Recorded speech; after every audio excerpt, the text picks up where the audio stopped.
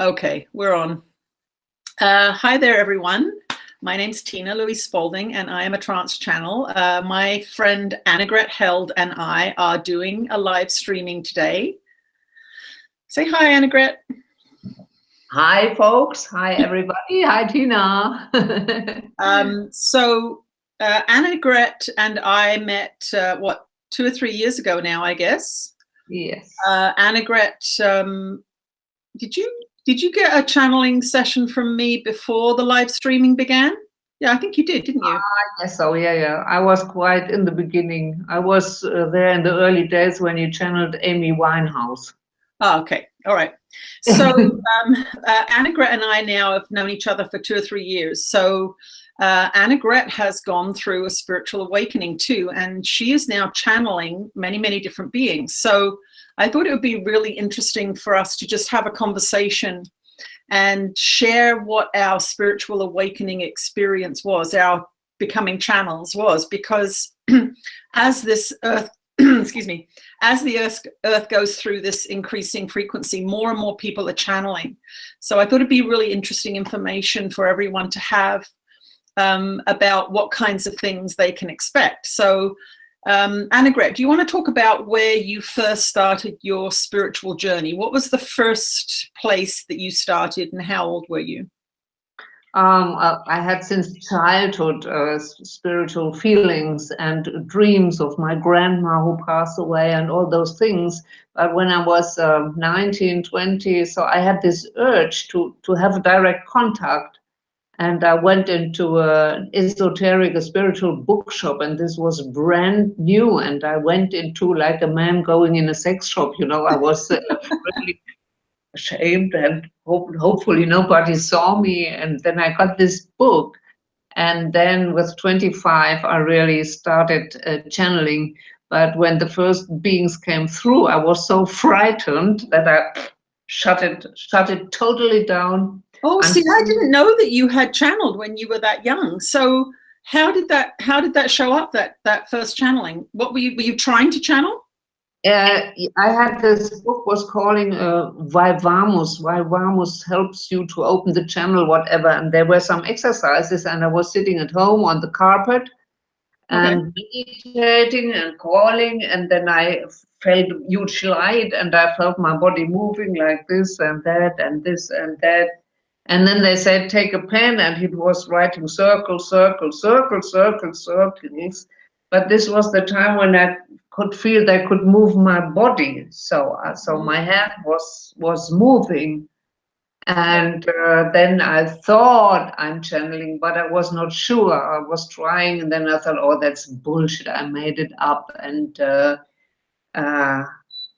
and there was this moment when they moved my hand, and somebody came through, and he did like this and did like that. And I thought, shock. I knew those movements from the old-fashioned Bible pictures from Jesus. Yes, there's lots of pictures of him doing that. Yeah, like this, yeah. And I thought, oh no, this is so weird. Who am I? And then I thought, stop, and then I shut this down. It's interesting because the first experience, I was just fascinated with reading channeled material. I started reading the sessions in my 20s. I was in my 20s, and I voraciously read all of those and started to apply the idea that I was creating my own reality. But my first experience of channeling was actually in 2002, and I dreamt that I was channeling. So I would dream that someone was moving my body, and that I can remember my hands moving and speaking words that weren't mine, but it was in the dream time. So I didn't have it as young as you, but I had the fascination. All of the material I read was channeled material. So, okay, so now you shut it down at 25. What happened then? It's always toujours l'amour. It's always the love. You have a broken heart, and you are praying, and you are searching for help. You read all kinds of stuff. You pay a lot of money for fun. How do you call it in English? Storyteller, fun at the fun fair, the fortune tellers, And there were those online, and there's 50 cents a minute, and then €1 a minute, and I talked and talked for an hour, and then came the invoice, and I thought, oh, and there must be a better way. Yeah, and then YouTube came, and I started like crazy to search the people, and I was very fascinated. I saw the Shiny Show. I saw I saw lots of mediums, and then I had in my mind that word, channeling Jesus, channeling Jesus, channeling Jesus. And I put it in, and then Tina came. And Tina didn't look at all like a medium. She was so a person like you and me. So she was this kind of woman I would immediately drink a coffee with. And something in me made click, click. And I thought it was like destiny. I was immediately thought, this is it. And and then I started to read all the material, Course in Miracles, all the books, and then the ability to channel and to hear voices and let them talk got so strong. And I feel my third eye bumping. Yeah.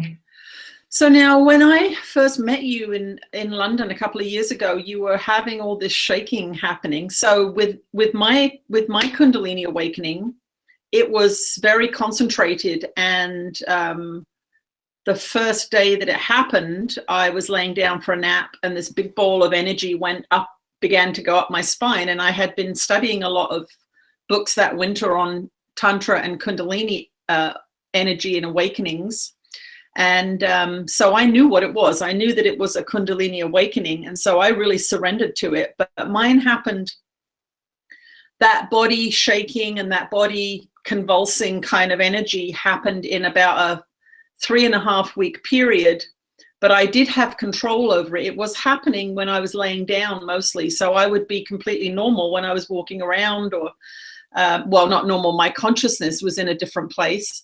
But in terms of the physical movements, it would be when I would lay down. So it wasn't really impacting my daily life in terms of people seeing it.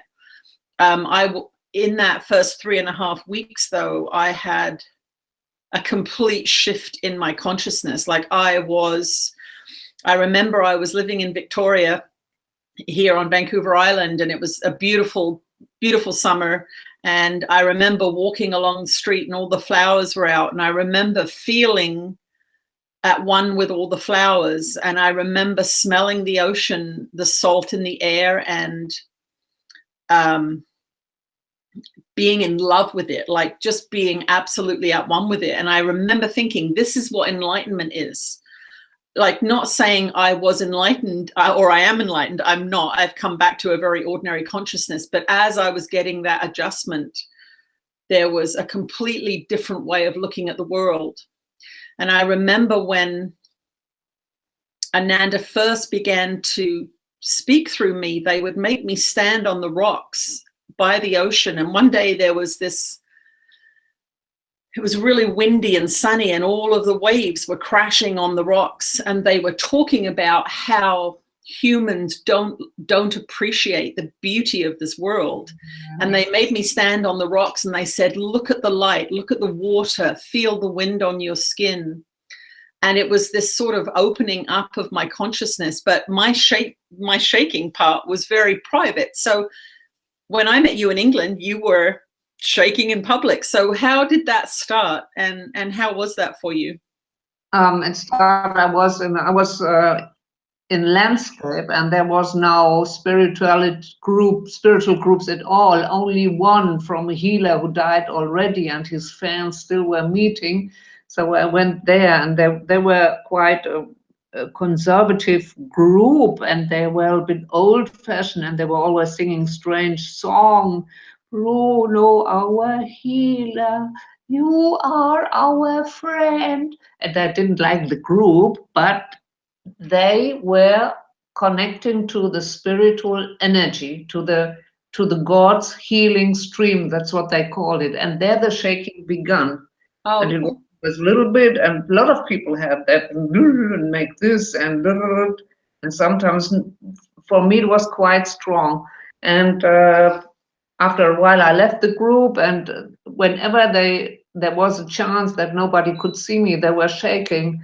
But what I found out as soon as I started to see the Channeling Jesus videos, the shaking increased tremendously. And when I saw you in London, the energy, I could feel this presence of Jesus so strong that the tears were rolling and the shaking was very strong. And then you told of the full body orgasm that you had while you're awakening. So I'm shaking since almost 15 years, and I'm still waiting for the full body orgasm, and I still didn't get it. So I'm really betrayed. But what you say, I think it's just really important for people to know that you know, when I was watching you shake, I was thinking, gosh, if you didn't know that this was a spiritual awakening happening, you could easily go to the doctor and think, I've got Parkinson's disease, give me some medicine. Because I wonder how many people have been going through awakenings like this over the last few decades and have mistakenly thought it was a disease, some kind of neurological disease. Because if you'd gone to a traditional doctor with that physical thing happening, they would have said you're very ill. Yeah.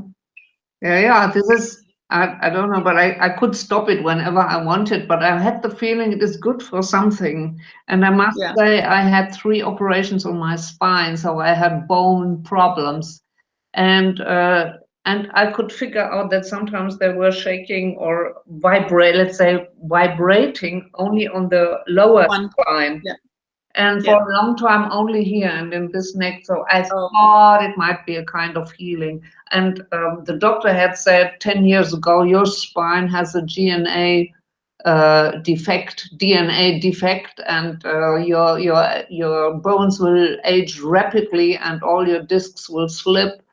And you can do gymnastics, but you cannot avoid it. And I must say, since 10 years, I have nothing. I do my sports. I have sometimes muscle a little bit, but I have the feeling they did something with the spine, and that is probably why it took so long. Oh, okay. And what when they first came through, the first wave of energy came through. I could feel them adjusting particular parts of my body, like they would do certain things with my pelvis where they would make it do a figure 8, and then they would adjust it to one side and adjust it to another side, and they do the same with my shoulders. And it would be like you could feel them going. I'll say it's Ananda and Jesus, whoever is working with us. I could feel them adjusting particular parts of my body. And when I was laying down, because once the initial ecstasy was over, I started to lay down and for an hour each day, because they were now communicating with me through longhand writing and typing. And so they asked me to do that. And they would actually systematically work through my body for that hour, and usually to a point of orgasm. You could feel the energy building and building and building as they were working through it. And then usually that big ball of energy would come up the spine again, and it would burst out of various chakras. So sometimes it would burst out of the top of the head, sometimes it would be the throat. So that happened that whole summer for 3 months. And what they said they were doing, and this came, now I can't quite remember the timeline, but they had made communication at that point. And this was a voice I heard in my mind. They said that they're reintegrating the matrix of the body and reconnecting everything that's been disconnected. And did I give them permission to continue? So I said, yes, I give you permission to continue. So that was like a 3-month, an hour or 2 a day of them, of me allowing them to work through. So when they first started channeling, this was the thing they wanted me to write about. First of all, in the first book, Making Love to God, they wanted me to write about the fear of possession, because that's one of the biggest things that shuts down our willingness to surrender to this kind of energy. Mm-hmm. And for me, I don't know about you, I'm interested to hear your side of this. For me, I had been studying A Course in Miracles for 10 years, which is a channel book with Jesus as the teacher.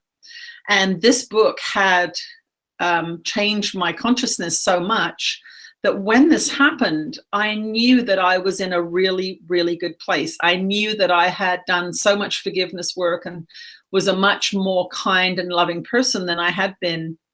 I knew that I was in a place of sort of a sacred energy because I'd been doing this work. So when this happened, I didn't think of it. I knew that it wasn't possible that something of a dark nature would have access to me, because I'd been praying and meditating and doing this forgiveness work so intently for such a long time that I knew that only something good would be able to make connection this way. So for you, did you have any fears about possession, or because that's often what comes up for people, right? Yes, absolutely. After this came through, I thought this is something really weird. And we also were writing with this little Uja the Ouija board, yeah. thing. And once we did it, and it worked like crazy, and I was convinced there's something. And suddenly he was writing, "God is dead." And I thought, wow, that is so weird. That is so strange. And I was praying and went to Mother Mary, and then I stopped that. But then the fascination was still there. And then I had this one, and I thought, that can't be. Who do you think you are? Jesus coming to this must be an evil thing that wants to talk to you. And later on, when I was in despair, I was a lot of times in total despair, in love, in my job, in finance, in absolutely everything. I was really artist in bad luck. And so I always started again to trying to write. And then I heard voices or thought I wrote them down. And in that time, I can be honestly now, I had a relationship to an almost sadistic guy. And I asked them, do you think I should go to him? And they answered, you should go, but you should be very aware of what is going on. And then I thought, this can't be an angel. Nobody tells you to go to pervert. So today I think, wow, this guy showed me something about myself. He mirrored me something. Yeah. But I was struggling over years with what coming through. And today I would say I was in such dark, soully place that I probably couldn't attract the best souls. Oh, right, yeah. Yeah. So, and now before I channel anything, I meditate for an hour, I pray, I see that I'm in harmony with myself, I'm doing positive affirmations with YouTube, good music. And when I'm really in an absolute good mood and prepared myself, then I channel. And now I have a feeling they are really good. This is a really good subject, because when in my childhood, my parents would, my mum and my stepfather they started doing the Ouija board, and a very negative female spirit came through and started to harass my stepfather. And we ended up, now I was about 9 or 10 years old at that point. We actually had the house exorcised. We got holy water and they got holy water and did the whole thing. Yeah. And during the Ouija board, I would always know what it was going to say. I'd always have this knowing, and I never told my mum because I was a little kid, and I think I thought I'd get in trouble or something. But they never, they always came to the Ouija board with that sense of curiosity and play, and let's see who we can, let's see who we can invite into our house, without really respecting the fact that there are high frequency beings and low frequency beings and everything in between. And I think that really is important for people who want to make contact, to really be honest with themselves about where they are in their frequency. Where are they? Are they resentful and angry and depressed? If you are those things, I always suggest to people that they spend time getting happier and getting healthier and reading inspired material and praying to whoever, whatever high frequency being, God, Jesus, all that is, whatever the goddess, whatever they feel. But before they start reaching out with their consciousness, actively calling someone in, that they honestly look at their frequency and say, would I like to meet a spirit that's holding this frequency, or would I prefer a higher one? So I think that's, not to scare people, but I do think we have to see that we are going to call in beings that are a reflection to some degree. I mean, it can sound a bit arrogant because you and I are both channeling Jesus, and neither of us are holy women. Let's make that clear. Absolutely neither of us not. are perfect. But I did spend 12 years hanging out with his teachings by studying A Course in Miracles. It's his voice. He's the teacher of that book. And the purpose of that text is to take you through all of the fears and resentments in your own mind and shift your consciousness so that you're focusing on forgiveness and love. So this is what they recommend for everyone who wants to make contact, is to begin that process. Now, you've done the lessons, right, Annegret? I've done the last lessons, and I must say, even when I was a child, I was very attracted to the Catholic Church. I was reading all the holy books and Bibles, and for me it was okay, and I loved Mother Mary. And I grew up, it was a deep wish of mine from childhood on to help the poor, for example. And if there was a girl that was mobbed, a mobbing victim, I 100% went to it and defended her and so on. So I had it in my blood. Later on, some do not know that I was a policewoman for many years. So, and I learned murderers and prostitutes and all kinds. This was, of course, very fascinating for me, and I was very curious. But also there, I was always aware of these teachings of forgiveness. Right. So I had them through the Catholic Church, and the Catholic Church is doing a lot of mistakes. But some things I had in me originally. So, and I read other books. I read Conversations with God, all of them, many times, and so this was my kind of Bible. And I wanted to say something again, coming back to the danger of connecting spirits of lower vibration. In the morning, I asked Jesus, what can we say about that? Because I think if you really feel bad, then you need Jesus. Then you need God. And if I bring myself to a high vibration, then I don't need you anymore. So we need something for our despair. And he said, you do not necessarily need to channel when you're feeling bad, but in that case, when you're down on the ground and feeling lost and terrible, then just pray. Pray and you will get an answer. Sometimes it's like a sunstrawl falling in your heart or something sweet. You will feel an answer, and you shall always listen to what makes you feel a little bit happier, what makes you see a light, what feels true, what has a positive power, and then they help you to get out of this dark place. Yeah, it's interesting because two of my most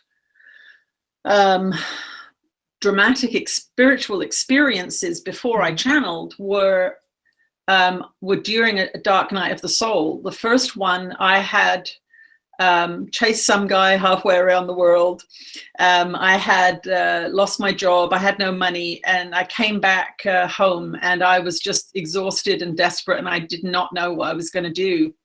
And I had one of those nights where I just cried and prayed. Now, I was about 5 or 6 years into A Course in Miracles at that point. So I would pray to Jesus, and I would pray to have my consciousness transformed. I would pray to have my perception healed. And in the first, that night, but it was, I'm talking about 2 or 3 hours of crying and praying, really desperate night. Yeah. On my knees in absolute pain and suffering and fear. And that night, I say I was lifted out of my body and held in the arms of God. I was on the bed exhausted after all this crying and praying, and my consciousness was lifted out of my body. And for about, I'm guessing now, it was quite a long time, like 45 minutes or something like that.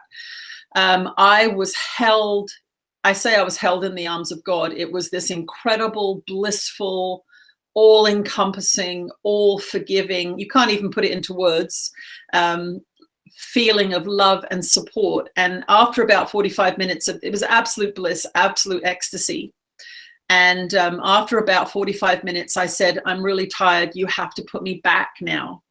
And then I was laid back down in my body. And the next day I got off. And what I said that night was, I am willing to accept whatever you bring me. I'll stop fighting, because there was still that part of my ego that was arguing with the Course in Miracles. Things had gone so badly because I was not practicing. I'd sort of thrown the book across the room and said, I'm just going to live an ordinary life. I'm sick of this spiritual business. But it was so disastrous that year that I came back and I was completely devastated. And I remember saying to him, I will accept anything you give me, absolutely and completely. I'm going to stop arguing with you. And the next day I got offered a job. And I took and it completely shifted my willingness to accept what my life was bringing me, because it was very ordinary at that time. It was a part-time job doing some sewing, and there was I wasn't channeling at this point. I was just studying A Course in Miracles, living an ordinary life, feeling like it wasn't anything special at all. But I'd made this promise after I'd had that experience to accept everything that came my way. And then the other night that this happened to me was I had a big family issue came up. My sister came to live on the island I was living on, and she and I were having conflict. And this was one of my deep family core issues. And one night I had one of these dark nights of the soul, and I was praying to Jesus, and I was praying to have my perception shifted, because I know as a Course in Miracles student, it's my perception that's wrong, that's causing my pain. And I had a vision, and I heard a voice for the first time saying, these beliefs you hold about yourself are what is causing the problem. And the vision was this English village, I'm English originally, and it had a cobweb over it. And the voice said to me, this cobweb is touching every building in the village, and these thoughts that you have about yourself are contaminating every aspect of your life, just like this cobweb.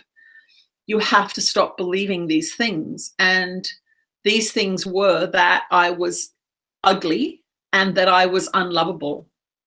And these were the core issues that were causing the distress and pain in my mind. And they were the things that were coming up when I was around my sister because of some past family event that we were all involved in.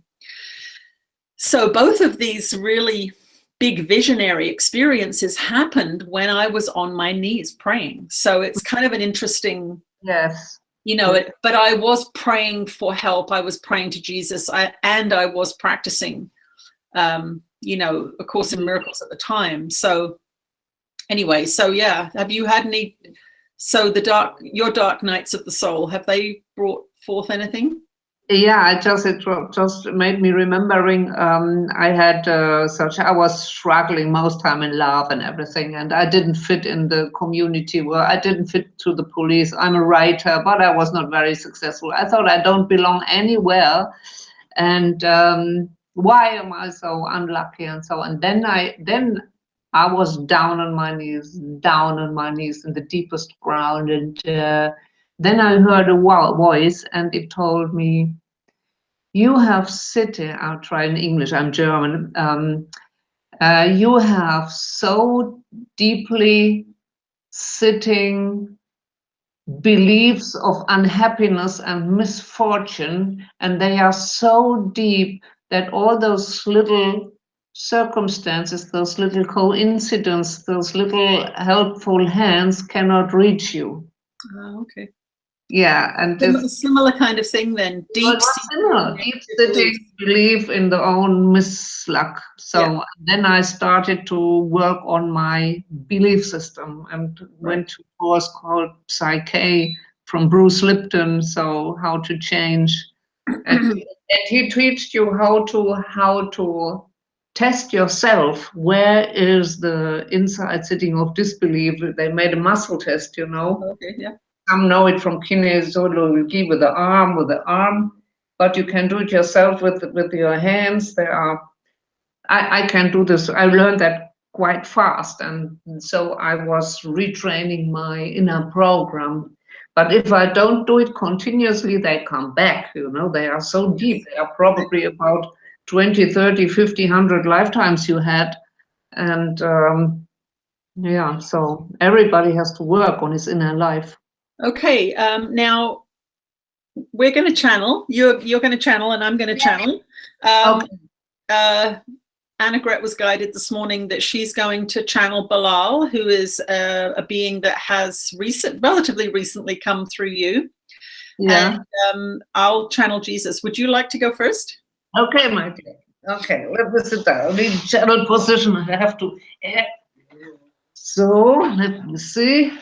This is my angel I have always with me. I call it my Simpson angel. She looks like the angel from the Simpson family. But I need place because they move my body and I don't know what happens. Bilal has a huge body language. Okay, my dear. So I take a couple of breaths. See you later at the end of the session. That's what you always say.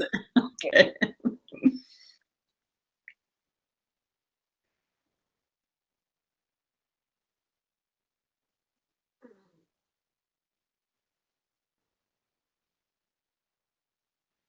Hello. As always, huge honor to talk to you and to all those on the other side. My name is Bilal, and I'm an older soul, let's say. I was once incarnated 1,000 years ago and 1,000 years before that, and in times of the Greek gods. I have some lifetime experiences, but more than that, I'm working on the other side, and I am one of those working right now for your so-called love revolution. For this movement that is going on around the globe in so many hearts, in so many souls who hear this wake-up call, you need a little bit stuff. You need a lot of spirits. So I have a special energy that might reach you in your souls if you are open for that. And I love to use my voice through this channel as often as I can, just to make the little wake-up calls. So if you are inspired to open your heart, open your mind, open your soul, increase your vibration, increase your body-mind system, you will immediately have 10, 20, 30 angels around you to help. Because this is, we always say it's not a one-way road. As soon as you want God, God is coming to you. You are God anyway. If you want the angels are on the run. If you want spirit, spirit is all over flooding you. So this joy that we are bringing is already genetically in your cells installed. It's all about waking up. It's a mass awakening, and you, my dears, are so joyful to testify this, to live this, to experience this. This will be one of the gorgeous experiences in all your incarnations. So you are blessed. You have no idea how blessed you are and how much joy is coming over you. I should stop now. It's hard for me to stop. I could talk all night long, but I have to accept your time limits and hope that I can talk to you again sooner or later. This was Bilal.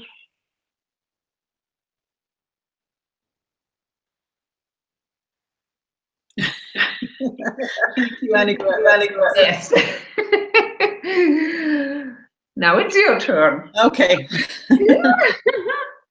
Okay, so I'm going to channel Jesus, and we'll see what he has to say today. So I take a couple of breaths, and you'll know when he comes in. He's always very clear when he arrives. Okay, I'll be back in a bit. Good.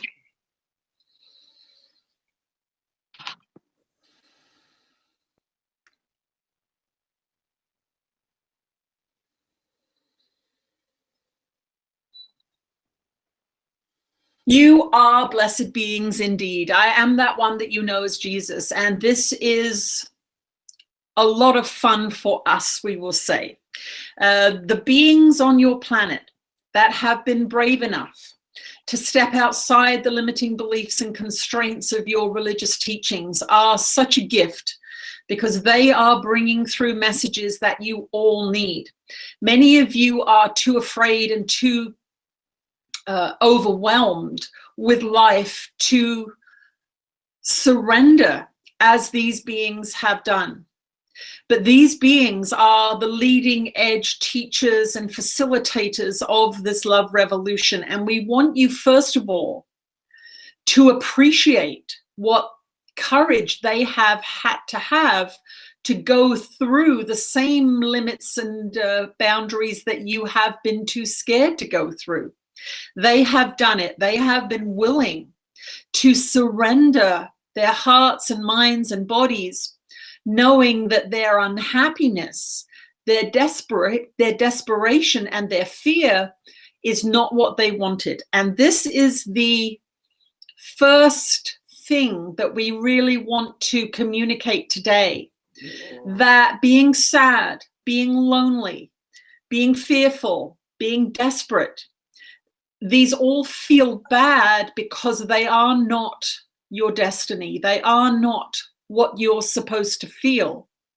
You are meant to feel joy. You are meant to feel happiness. You are meant to express your unique, creative, and self-expressive abilities. And this is what makes you happy, and this is your destiny. There are so many stories told about me and and God through the church, stories that your society is built on, and these stories are not true. That suffering and sacrifice and martyrdom make you holy. They do not. They were lies perpetrated by the church to make you feel bad so that you would go to them to make you feel good. They would instill the fears and the limiting beliefs and ideas in your consciousness through telling you that this holy of holy beings, Jesus Christ, wanted you to feel this way because he was the only Son of God. And if he was crucified, if he suffered for your sins, if he martyred himself, if God killed his only begotten Son, then you had better do as you were told, or you would suffer a similar fate. There's a great paradox in the church's teachings to be good, and yet the good only Son of God was crucified. These teachings cause such profound conflict in the mind that the mind does not know which way to go. And a mind that is divided, a house that is divided, is easily won over. And this is what the early church leaders knew that if they could confuse you and make you frightened, then they could rule you. And this is the great message of this time of the Christ consciousness awakening again. You are meant to be happy. You are meant to be unified. That means your mind must be focused on that which makes you joyful, on that which is good, on that which is holy, which is self-respect and respect for others, being kind to yourself, being kind to others, but not at the expense of yourself. This is where the distortion has come into the church's teachings, that you should belittle yourself and lift everybody else up. This is where the fundamental problem begins. So we are not going to do a long lecture today, but we want you to understand that you must begin to respect and love yourself because you are holy. You are no less divine than I am. There are beings of higher frequency who have been studying and learning and practicing eon upon eon, and so they seem to be much greater than you, but they are not. They are of equal value in the eyes of the divine. The divine does not value one being over another, ever. So for your practice, we want you to witness in yourself where you attack yourself. We want you to witness in yourself where you judge others as less valuable than you. And if you change those two beliefs in your mind, if you refuse to attack yourself, if you begin to respect and love yourself and honor how you feel and honor that which you seek to experience here, and if you begin to look at other beings with forgiving eyes, that means whether they are physically repulsive to you, politically repulsive to you, sexually repulsive to you, that you begin to step back from judgment and say in your heart and mind, every time you feel that judgment arise in your mind, these beings are as equal in the eyes of God as I am. I don't have to love them or marry them or live with them. Let me, first of all, just stop attacking them. That is the beginning of your forgiveness practice, to just stop attacking things. Make that your new rule. I shall not attack myself, and I shall not attack anyone else. Do no harm. And in that practice, combined with prayer, calling upon your favorite angels, your favorite teachers, whoever they may be, discarnate beings that you know hold the high frequency, that love you and have loved earth and have brought beautiful teachings here. Pray to those beings to begin to guide your decision-making process. Pray to those beings to help you awaken, because now is the time of the great awakening, and it is going to benefit you greatly. The more work you can do voluntarily, because there is a mass awakening coming. And if you are too fearful, if you are too low in frequency, it will be like a slap up the side of the head and it will knock you down. But if you have been practicing forgiveness, if you have been loving yourself, and if you have been stepping back from being so judgmental, the wave of love that is going to approach your planet very soon will be more like a caress than a 2x4 up the side of the head. So prepare yourself for a wave of love by being more loving. I am that one that you know as Jesus, and this time is the time of Christ consciousness. I was a human in physical form in my last incarnation, but my need to come into a physical incarnation was ended at that time. And so the voice, the instruction, the teaching is coming through any being that is of high enough frequency to hold that level of intelligence and love. And so if you want to channel that information, align yourself with love, use your intelligence in the discernment of that which is good for you and that which is not good for you.